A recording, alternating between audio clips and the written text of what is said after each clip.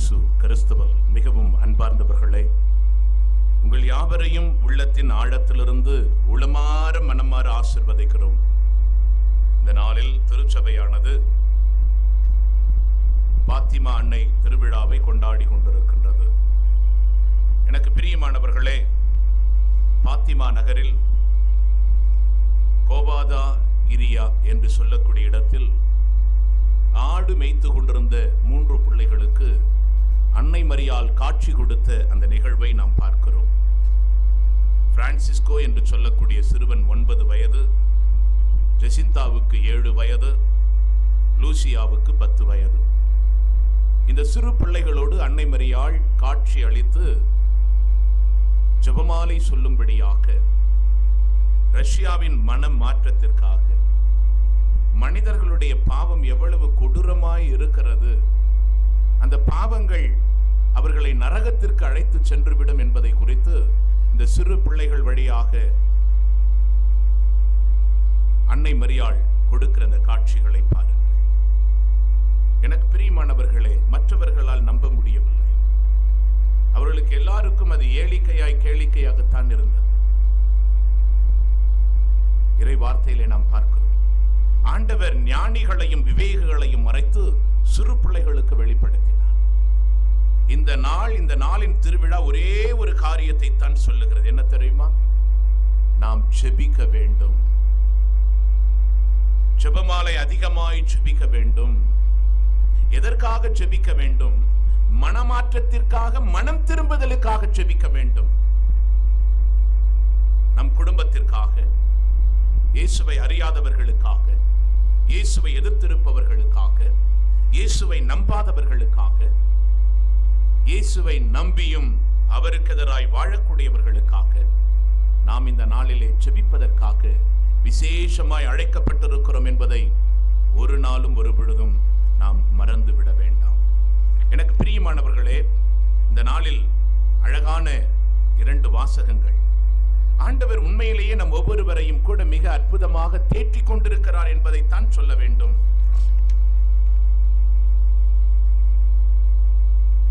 நம்மை எச்சரித்துக் கொண்டிருக்கிறார் என்று தான் சொல்ல வேண்டும். நம்மை நேசிக்கிறபடினால் நம்முடைய வாழ்வு எப்படியா இருக்கிறது, எந்த நிலையில் இருக்கிறது, இனி எப்படியா இருக்க வேண்டும் என்பதை குறித்து சொல்லுகிறார். திருத்துதர் பணி 15வது அதிகாரம் 1 - 6 வரை ஒரு பகுதி இந்த நாளிலே வாசிக்க கேட்டோம். எனக்கு பிரியமானவர்களே, 2 விதமான மனமாற்றம் உண்டு. ஒன்று மனதில் மாற்றம், இன்னொன்று மதம் மாற்றம்.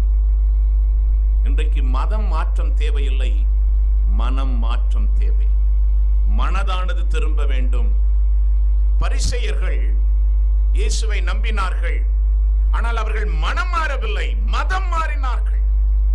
ஆகவே தான் அவருடைய எல்லா காரியங்களையும் அவர்கள் பரிசேயராய் இருந்த பொழுது செய்து கொண்டிருந்தவை, பின்பற்றி கொண்டிருந்தவை யாவற்றையும் அவர்கள் எடுத்துக் கொண்டு வருகிறார்கள். மிக வருத்தத்திற்குரியது. இன்றைக்கு நான் கிறிஸ்தவன் என்று சொன்னால், நான் கிறிஸ்தவனாய் மாறியிருக்கிறேன் என்று சொன்னால், என்னுடைய மனமானது இயேசுவையும் நற்செய்தியையும் கத்தோலிக்க படிப்பினையும் அது பார்த்து திரும்பி இருக்கிறதா? இல்லை, மதத்தை பார்த்து நான் திரும்பி இருக்கிறேனா? மதத்தை பார்த்து திரும்பினவன் அவன் வாழ்க்கையிலே கடந்த நாட்களில் செய்த எல்லா விதமான காரியங்களையும் இங்கு தொடர்ந்து செய்வான். ஆனால் மனது மாறினவன், அவன் வாழ்க்கையிலே ஆண்டவர் இயேசு மட்டுமே மையமாயிருப்பார். அவனுடைய வாழ்வு தாராள மனதோடு இயேசுவை அன்பு செய்யக்கூடியதா இருக்கும். இயேசுனுடைய வார்த்தையை அது அன்பு செய்யக்கூடியதா இருக்கும். கத்தோலிக்க படிப்பினைகளை மிகவும் அன்பு செய்யக்கூடியதா இருக்கும். எனக்கு பிரியமானவர்களே, அவர்களுக்குள்ளாக 2 காரியங்கள் பிரச்சனையாக இருந்தது. ஒன்று விருத்த சேதனம், இன்னொன்று மோசேயின் சட்டத்தை நீங்கள் கடைபிடிக்க வேண்டும். அவர்கள் சொல்வது மோசேயின் சட்டம் என்றால் மிஷ்னா, யூதர்களுக்கென்று வரைமுறை வரைத்து இருந்தார்கள். எதை பின்பற்ற வேண்டும், எதை பின்பற்றக்கூடாது, என்னெல்லாம் செய்ய வேண்டும், ஒரு பெரிய புத்தகம் வைத்திருந்தார். அவர்கள் சொன்னார்கள், இந்த உலகத்திலே மனிதன் மீட்கப்பட வேண்டும் என்றால் அது யூதர்களுக்கு மட்டும்தான் என்ற ஒரு நிலைப்பாடு. இந்த உலகத்தில் எல்லாரை காட்டிலும் உயர்ந்தவர்கள் யூதர்கள் மட்டும்தான். புறவினத்தார்கள் இயேசுவை நம்பினால், அவர்கள் இயேசுவின் பக்கத்திலே வந்திருந்தால், அவர்கள் மனம் மாறினால், இல்லை மதம் மாறினால், அவர்கள் விண்ணுலகு செல்ல வேண்டும் என்றால் அவர்கள் மோசேயின் சட்டத்தை கடைபிடிக்க வேண்டும், அவர்கள் விருத்த சேதனம் செய்ய வேண்டும்.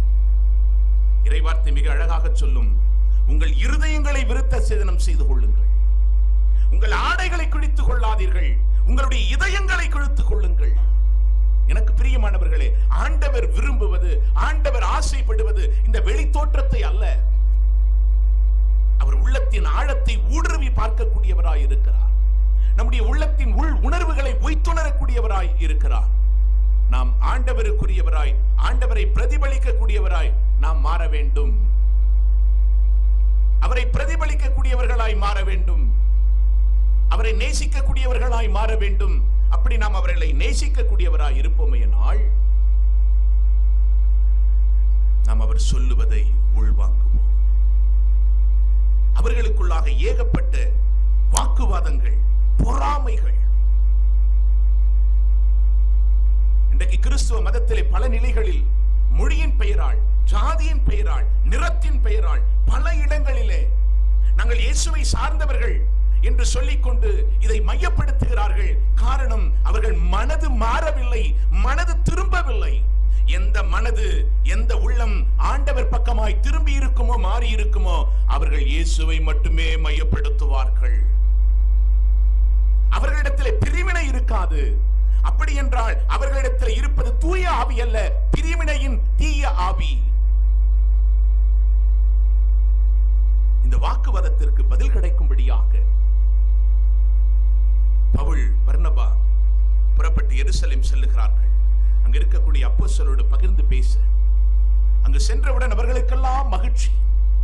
அங்கு சென்றவுடன் பவுலும் பர்னபாவும் புறவினத்தார் மத்தியிலே பரிசுத்த ஆவியானவர் செய்து கொண்டிருக்கிற அருமடையாளங்களை குறித்தெல்லாம் பேசுகிறார். அவருடைய வைராக்கியமான விசுவாசத்தை குறித்து பேசுகிறார். அவர்களுக்கெல்லாம் மகிழ்ச்சி.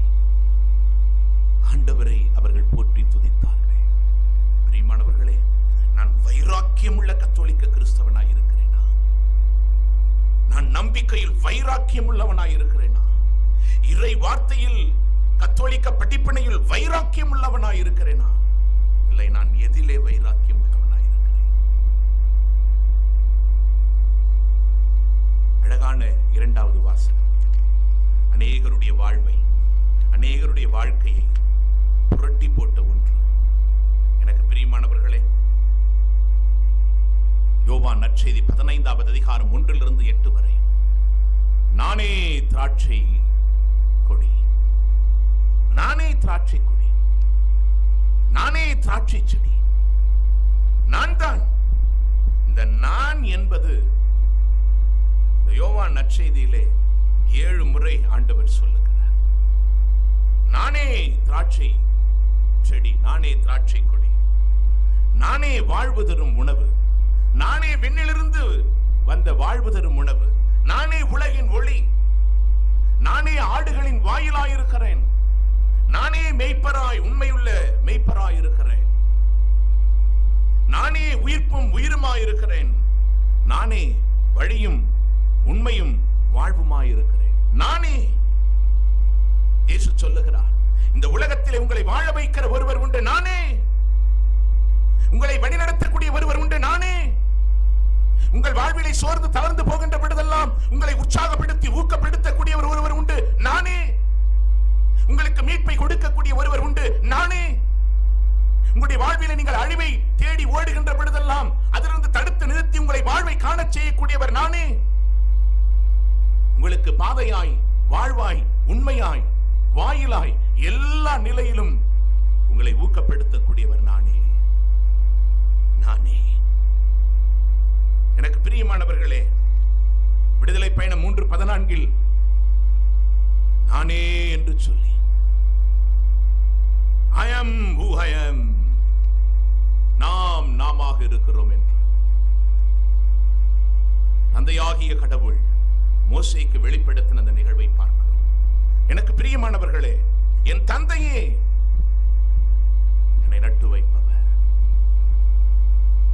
அவர்தான் தோட்டக்காரர். தந்தை தான். எனக்கு பிரியமானவர்களே, இந்த தந்தை நம் ஒவ்வொருவரையும் கூட இந்த நாளில் ஆண்டவருக்குள்ளாக இருக்கும்படியாக அழைக்கிறார். இயேசுவை இந்த உலகத்திலே அவர் நடுகிறார். நம் ஒவ்வொருடைய வாழ்க்கையிலும் நடுகிறார். நம்முடைய உள்ளத்திலே அவர் நடுகிறார். நம்முடைய குடும்பத்திலே அவர் நடுகிறார். நம்முடைய பங்குகளிலே அவர் நடப்படுகிறார். இறைவார்த்தை மிக அழகாக சொல்லும். மத்தேயு நற்செய்தி 13:37 பார்க்கிறோம். விதை என்பது கடவுளுடைய மகனை குறிக்கிறது. லூகாஸ் நற்செய்தி 8வது அதிகாரம் 11வது வார்த்தை சொல்லுகிறது, விதை என்பது இறை வார்த்தையை குறிக்கிறது. எனக்கு பிரியமானவர்களே, ஆண்டவருடைய வார்த்தையானது விதையாக நம் வாழ்க்கையிலே விதைக்கப்படுகிறது. நம் ஒவ்வொருவரிலும் அது விதைக்கப்படுகிறது. நம் ஒவ்வொருவருடைய வாழ்க்கையிலும் அது விதைக்கப்படுகிறது. நம் ஒவ்வொருவரிலும் அது விதைக்கப்பட்டிருக்கிறது. ஒவ்வொரு முறை நாம் இறைவார்த்தை வாசிக்கின்ற பொழுதெல்லாம் அது நம்முடைய வாழ்க்கையிலே விதைக்கப்படுகின்றது. ஒரு விதையானது விதைக்கப்படாத வரையிலும் அது அப்படியே தான் இருக்கும். விதையானது உயிர் உள்ளது. எபிரேயர் 4:12 பார்ப்போம். ஆண்டவருடைய வார்த்தை உயிர் உள்ளது, ஆற்றல் மிக்கது. எனக்கு பிரியமானவர்களே, இந்த உயிருள்ள வார்த்தை நம்முடைய வாழ்க்கையிலே விதைக்கப்பட்டிருக்கிறது. தந்தையாகிய கடவுள் இந்த வார்த்தையை நம்முடைய வாழ்க்கையிலே விதைத்தார். தொடக்கத்தில் வார்த்தை இருந்தது. அந்த வார்த்தை கடவுளாக இருந்தது. நம் ஒவ்வொருடைய வாழ்க்கையிலும் இந்த வார்த்தையை தந்தையாகிய கடவுள் விதைத்திருக்கிறார். கோதுமை மணி மண்ணில் விழுந்து மடிந்தால் ஒழிய அது மிகுந்த பலன் தராது. ஆண்டவருடைய வார்த்தை நமக்குள்ளாக இரண்டாக ஒன்றாக கலந்து அந்த வார்த்தை நமக்குள்ளாக கலக்கின்ற பொழுதுதான் நாம் உயிர் பெற்றவர்களாய் மாறுவோம். இன்றைக்கு ஆண்டவருடைய வார்த்தை என்னிலே எந்த இடத்திலே இருக்கிறது? ஆண்டவருடைய வார்த்தை அப்படியே இருக்கிறதா? இல்லை, அந்த வார்த்தையானது எனக்குள்ளாக விதைக்கப்பட்டு அது இன்றைக்கு முளைத்து துளிர்விட்டு அது செடியாய் கொடியாய் மரமாய் வளர்ந்து கொண்டிருக்கிறதா?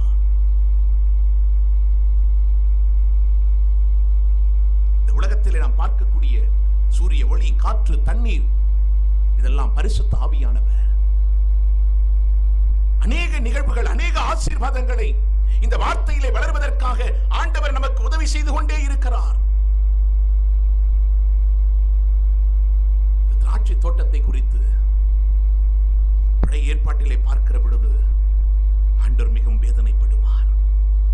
எரேமியா புத்தகம் 2வது அதிகாரம் 21 பார்க்கிறோம். எசேக்கியேல் புத்தகம் 15:6, 19வது அதிகாரம் 10-12 பார்ப்போம். ஏசாயா புத்தகம் 5வது அதிகாரம் 7வது வார்த்தை, அதிலே 1வது வார்த்தையிலிருந்து எடுத்து வாசித்து பாருங்கள். தந்தையாகிய கடவுள் சொல்லுவார், என் நண்பரை குறித்து, என் நண்பரின் திராட்சை தோட்டத்தை குறித்து காதல் பாட்டொன்று பாடுவேன். இந்த திராட்சை தோட்டத்தை குறித்து தந்தையாகிய கடவுள் காதல் பாட்டு பாடுகிறார். அப்படியானால் திராட்சை தோட்டத்தை ஆண்டவர் நேசிக்கிறார். திராட்சை தோட்டம் என்பது நான் தான். திராட்சை தோட்டம் என்பது என்னுடைய வாழ்க்கை தான். திராட்சை தோட்டம் என்பது என்னுடைய குடும்பம் தான். திராட்சை தோட்டம் என்பது என்னுடைய அன்பியும் என்னுடைய பங்கு தலம் தான். திராட்சை தோட்டம் என்பது நான் வாழ்ந்து கொண்டிருக்கிற துறவர் என்ற சபைதான். திராட்சை தோட்டம் என்பது என்னுடைய மறைமாவட்டம் தான். திராட்சை தோட்டம் என்பது என்னுடைய வாழ்வு என்பதை மறந்துவிடக் கூடாது. இந்த திராட்சை தோட்டத்திலே ஆண்டவர் விலை உயர்ந்த நல்ல கனி கொடுக்கக்கூடிய அந்த விதையை விதைத்தார். என் நண்பரை குறித்து கவி பாடுவேன், என் நண்பரின் திராட்சை தோட்டத்தை குறித்து காதல் பாட்டொன்று பாடுவேன். இது ஒருதலை ராகம், இது மூகாரி ராகம். One sided love. தந்தையாகிய கடவுள் அதிகமாய் தன்னுடைய தோட்டத்தை நேசித்தார், தன்னுடைய மக்களை நேசித்தார். ஆனால் கடைசியிலோ பலனோ கனியோ அது புளிப்பாய் காட்டு பழங்களை கொடுத்தது.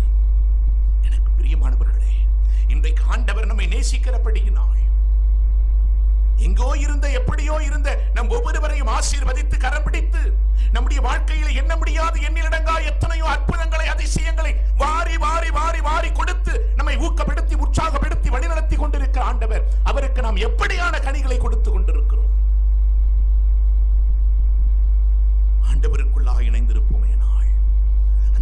திராட்சை ரசம், ஆண்டவருடைய அன்பு அப்படியே பெருக்கெடுத்து ஓடுமே.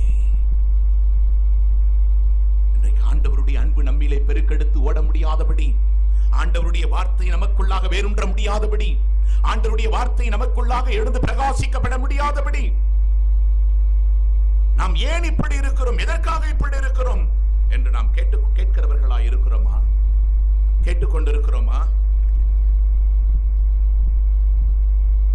இயேசு அழகாய் சொல்லுகிறார், என் தந்தை கனிகொடாத கிளைகளை எல்லாம் வெட்டி போடுவார், எடுத்துருவார். கனி கொடுக்கக்கூடியவர்களையோ தரித்து விடுவார். எனக்கு பிரியமானவர்களே, ஆண்டவர் இயேசு ஒரு உவமை சொல்லுவார். இந்த திராட்சை தோட்டத்தில் ஒரு அத்தி மரம் இருந்தது. தோட்டக்காரர் சொல்லுவார், தோட்டத்தினுடைய முதலாளி சொல்லுவார், இந்த அத்தி மரம் இடத்தை அடைத்துக் கொண்டிருக்கிறது. தோட்டக்காரரோ, ஐயா, 3 ஆண்டுகள் பலன் தரவில்லை, இந்த ஒரு ஆண்டு, ஒரே ஒரு ஆண்டு வாய்ப்பு தாரும். நானும் கொத்தி எரு போடுவேன், தண்ணீர் ஊற்றுவேன், அதற்கு தேவைகளை எல்லாம் சந்திக்க செய்வேன். ஒருவேளை அது கனி தராவிட்டால் அதை வெட்டி வீழ்த்து விடும். இன்றைக்கு நாம் எங்கே இருக்கிறோம்? எப்படி இருக்கிறோம்? வீழ்த்தப்பட வேண்டிய இடத்தில் இருக்கிறோமா, இல்லை தரிக்கப்பட வேண்டிய இடத்தில் இருக்கிறோமா? நம்முடைய வாழ்வில் இருக்கக்கூடிய பாவங்கள், பலவீனங்கள், இயலாமைகள், குறைகள், குற்றங்களை இந்த நாளிலே நாம் வெட்டி வீழ்த்தப்பட வேண்டியவர்களாயிருக்கிறோம், அழிக்க வேண்டியவர்களாயிருக்கிறோம். எனக்கு பிரியமானவர்களே, நம்முடைய வாழ்வை தரித்து விடுகின்ற பொழுது ப்ரூனிங், ஆண்டவர் அநேக வழிகளிலே, அநேக சூழல்களிலே நம்மை தரித்து கொண்டிருக்கிறார். நம்மில் இருக்கிற ஆண்டவருக்கு பிரியமில்லாதவைகள் எல்லாம் தரிக்கப்படுகின்றது, அகற்றப்படுகின்றது. அந்த வேளையில் அது கடினமாயிருக்கும், கண்ணீராயிருக்கும், அவமானமாயிருக்கும், அங்கலாய்ப்பாயிருக்கும். ஏன் என்னுடைய வாழ்க்கையில் இது நடந்தது என்று கேள்வி கேட்டுக் கொண்டிருப்போம். ஆண்டவர் ஒரு மனிதனை தரிக்கின்ற பொழுது அது கொடூரமான அனுபவமாயிருக்கும், கோரமான அனுபவமாயிருக்கும். பலர் பார்வையிலே அந்த மனிதன் அசிங்கப்பட்டு போகிற சூழல் வரும். ஒரு மனிதனை ஆண்டவர் தரிக்கின்ற பொழுது, அவன் விசுவாசத்திலே அவன் உறுதியடைய தரிக்கின்ற பொழுது, ஒரு நாளும் ஒரு பொழுதும் அவர்களை ஏளிக்கையோடு கேளிக்கையோடு பார்த்து விட வேண்டாம். காரணம், ஆண்டவர் அவர்களை உருவாக்க போகிறார், ஆண்டவர் அவர்களை எடுத்து பயன்படுத்த போகிறார், ஆண்டவர் அவர்களை ஆசீர்வாதமாய் மாற்றப் போகிறார். ஆனால் இந்த காலகட்டம் அதற்குரியவைகள் அல்ல. அவருக்கென்ற ஒரு நேரத்தை வைத்திருக்கிறார். இந்த தரிக்கின்ற நேரம் ஆசீர்வாதத்தின் அடையாளத்தின் நேரம் என்பதை மறந்து விடாதீர்கள். நான் ஏற்கனவே உங்களை என் வார்த்தையினால் தூய்மையாக்கி விட்டேன். எனக்கு பிரியமானவர்கள், எத்தனை எத்தனை எத்தனை வார்த்தைகள், எத்தனை பிரசங்கங்கள், எத்தனை அருமடையாளங்களை அவர்கள் பார்த்திருப்பார்கள். நம்முடைய வாழ்விலே, நம் ஒவ்வொருடைய வாழ்விலே தூய்மைப்படுத்தக்கூடிய ஒன்று பாவசங்கீர்த்தனம் என்கின்ற அருட்சாதனம். புனித அந்தோனியார் சொல்லுவார், பாவசங்கீர்த்தனம் என்பது பரலோகத்திற்கு செல்லக்கூடிய ஏணிப்படி, படிக்கட்டு என்று சொல்லுவார். நாம் கனி கொடுக்க வேண்டும் என்றால் 5வது வார்த்தை சொல்லும், நானே திராட்சை செடி, நானே திராட்சை கொடி, நீங்கள் அதன் கிளைகள். ஒருவன் என்னுள்ளும் என்னுடைய வார்த்தை அவனுள்ளும் இருந்தால் அவன் மிகுந்த கனி தருவான். என்னை விட்டு பிரிந்து அவர்களால் ஒன்றுமே செய்ய முடியாது. இந்த உலகத்தில் நான் கனி கொடுக்க வேண்டும் என்றால் ஆண்டவரோடு இணைந்திருக்க வேண்டும். 2 விதமான கிளைகள் உண்டுங்க. ஒன்று கனி கொடுக்கக்கூடிய கிளை, இன்னொன்று கனி கொடுக்காத கிளை. அது பாரமாய் அந்த மரத்தில் இருக்கும். ஆகவே காற்று வந்து மரத்தை சாய்த்து விடாததற்கு ஆண்டவர் அந்த கனி தர முடியாத கிளையை தொடக்கத்திலேயே வெட்டி எறிந்து விடுகிறார். எனக்கு பிரியமானவர்களே, நாம் கனி தராத ஒரு கிளையோடு நாம் தஞ்சம் புகுவோம் என்றால் அது நமக்கு ஆபத்து. ஆனால் கனி தரக்கூடிய அந்த கிளையோடு இருப்போமேயானால் அது தரிக்கப்படும். ஆனால் ஆசீர்வாதமாய் நாம் மாறுவோம். இயேசு சொல்லுகிறார், இந்த உலகத்திலே நீ என்னோடு இணைந்திருக்க வேண்டும், என்னுடைய வார்த்தை உன்னிலே இணைந்திருக்க வேண்டும். என்னை விட்டு பிரிந்து உன்னால் ஒன்றும் செய்ய முடியாது. மகனே, மகளே, இந்த உலகத்தில்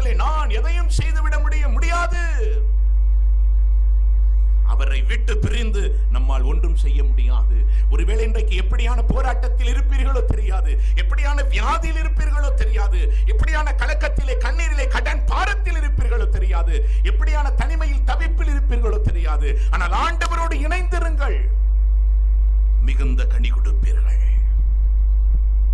மிகுந்த கனி கொடுப்பீர்கள். நாம் மிகுந்த கனி கொடுப்போம், மிகுந்த கனி கொடுப்பவர்களாய் மாறுவோம். ஆண்டவர் இயேசு சொன்னார், கனி கொடுக்காத அந்த கிளைகளை வெட்டி தீயிலே சுட்டெரிப்போம். அர்த்தம் என்ன தெரியுமா?